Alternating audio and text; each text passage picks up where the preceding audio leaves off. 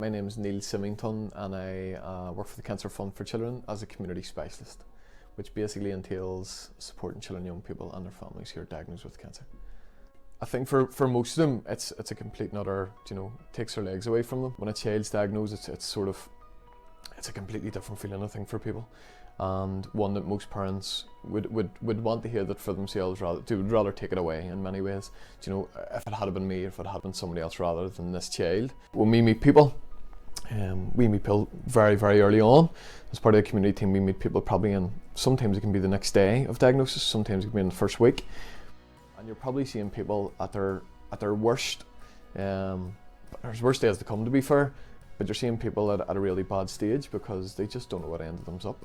Lots of things going on in their lives, lots of other children going on, lots of other activity and sport and music and whatever. But when you're seeing them, all of that's out the window. I mean, none of it even matters. It's all secondary. Because what happens when a child's diagnosed, treatment can start in some cases the next day. In most cases, it starts fairly quickly.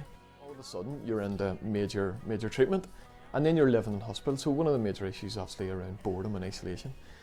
Some of the children and people aren't seeing their brothers and sisters anymore because if they're an inpatient in hospital, there's a whole thing around isolation and maybe only seeing your parents, and only one parent allowed to stay. You're not able to see your grandparents, aunts and uncles and friends are out the window for a fairly long period of time. Mainly my role, I suppose, is being out with families, so meeting children and young people directly, working with their families, the extended family, brothers and sisters, and I suppose offering very direct one-to-one support. So I suppose the work we offer here, and what differs is from other workers and organisations, is it's therapeutic work we offer.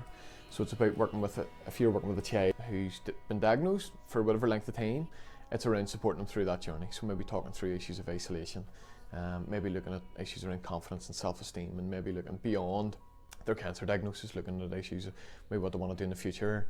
It's looking at all of that stuff, so it's looking at the whole person. Cancer's a major part of it.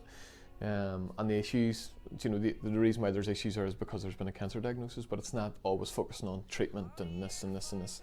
It's looking at them as a whole being. With more support, there's absolutely more stuff you could do, and I think we rely on the generosity of the general public and corporate businesses. And we're really grateful to EUROSPAR and ViVOXTRA for their amazing support so far, and we really hope that this can continue into the future.